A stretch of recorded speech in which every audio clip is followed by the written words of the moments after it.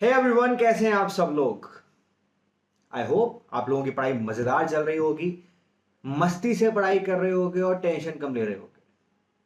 आप लोगों ने आने से पहले इस वीडियो का टाइटल तो पढ़ ही लिया होगा। Are you suffering from UPSC CSC prelims fear. ये एक बहुत ही रियल टाइटल है। 2021 का UPSC preliminary examination 27 of June 2021 को होने वाला है। बहुत सारे लर्नर्स हैं जो कि अभी से ही डर रहे हैं, उनको डर लग रहा है। कभी कभार आपको ऐसा भी महसूस हो रहा होगा कि मैंने पिछले 1-1.5 साल में जितनी पढ़ाई करी है मुझे तो कुछ भी याद नहीं है। I don't even remember 10% of the things I have already studied. आपको कभी कभार ऐसा लग रहा होगा कि यार मेरी एनसीईआरटीज रह गई या मेरी मेडिवल हिस्ट्री रह गई, ज्योग्राफी में मैंने मैपिंग तो की ही नहीं पूरे साल, क्लासेस अच्छे से अटेंड करी थी पर करंट अफेयर के नोट्स ही नहीं बनाए।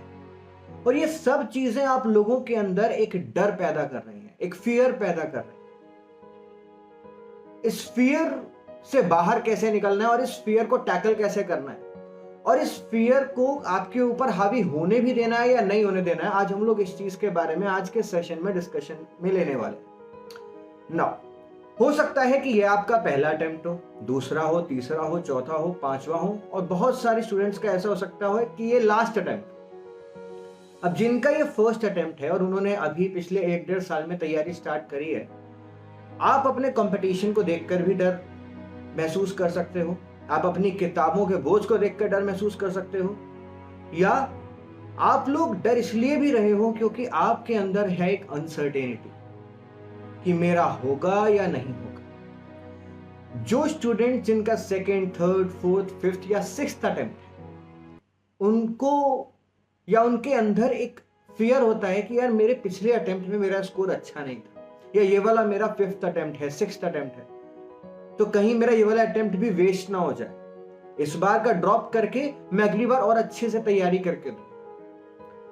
ये लोगों का ये फर्स्ट अटेम्प्ट नहीं है, उनसे मैं बस एक ही सवाल पूछना चाहता हूं, क्या आपको यही सेम डर पिछले साल नहीं लगा था या आपके पिछले अटेम्प्ट में नहीं लगा था?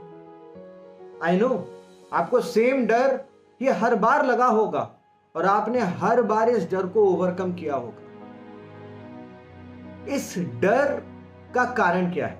चाहे आपका कोई सा भी अटेम्प्ट हो, पर इस डर का कारण क्या है? डर का कारण है इनकंसिस्टेंसी।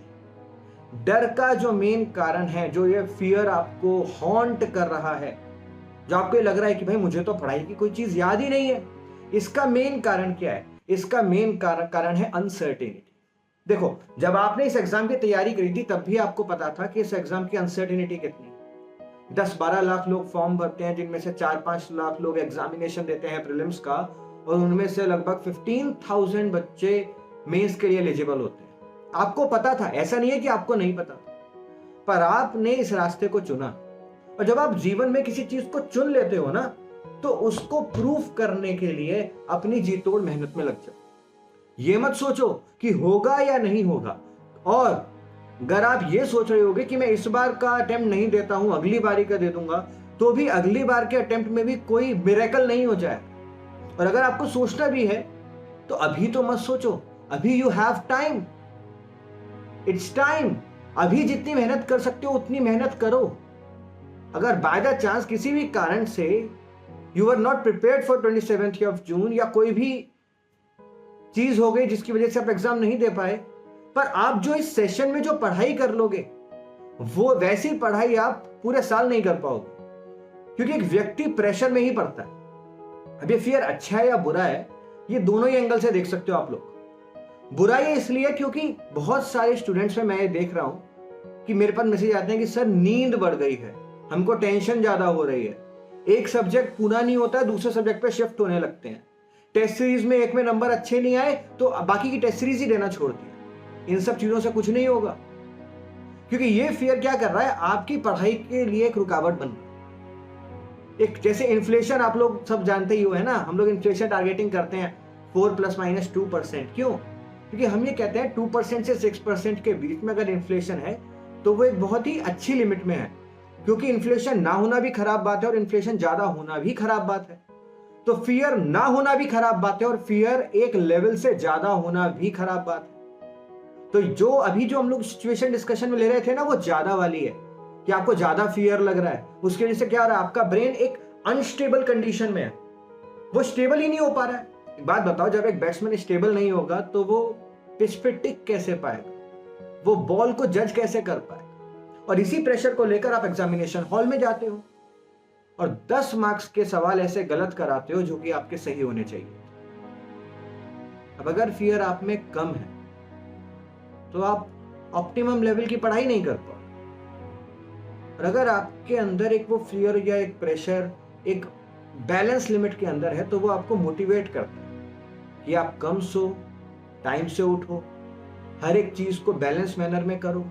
एक टेस्ट सीरीज में नंबर अच्छे नहीं आए तो अपने आप को एनालाइज करो, और उस एनालाइज करने के बाद जो भी आप लोग सीखते हो, जो भी आपने अपने बारे में सीखा है या फिर किसी सब्जेक्ट के बारे में सीखा है, उसको इंप्लीमेंट करो। बहुत सिंपल प्रोसेस है, इसमें कोई हार्ड एंड फास्ट रूल नहीं है। और फेलियर का फियर कोई फियर ही नहीं है, क्योंकि खोने को है क्या भाई, खोने को है क्या। क्योंकि आपने जो ये तैयारी करी है इसमें आपने सिर्फ और सिर्फ नॉलेज पाई है, आपने अपने आप को जाना है, आपने दुनिया को जाना है। तो अपने ऊपर भरोसा रखो। लाइफ में डिफिकल्टीज आती हैं, स्ट्रगल्स होते हैं, तभी लाइफ मीनिंगफुल बनती है। इवन जो लोग इस एग्जामिनेशन को क्रैक करेंगे या जो लोग आईएएस बनेंगे, उनको भी नहीं पता, उनके मन में भी सेम सवाल चल रहे हैं, यू आर नो डिफरेंट। ठीक है, बस इस उम्मीद में लग जाओ और इस उम्मीद में ही काम करते रहो कि वो जो सिलेक्शन है वो आपके ही हाथों होगा। और आपको बस पूरी शिद्दत से पढ़ाई करनी है, पढ़ाई ब्रेक नहीं करनी है। उतार चढ़ाव आते रहेंगे और मैं ऐसे ही आता रहूंगा आप लोगों को मोटिवेट करने के लिए और आपके फियर्स को रिजॉल्व करने के लिए। क्योंकि ये जो यूपीएससी प्रिपरेशन की जर्नी है ना, ये बहुत एक्साइटिंग है एंड ये बहुत कुछ सिखाती है दोस्तों। ठीक है, कोई भी आपके डाउट हो, कोई भी चीज़ हो, I will be always available for you all. नीचे आप लोग कमेंट बॉक्स में अपने अपने कमेंट डालना भी बिल्कुल मत भूलना। Bye bye, take care.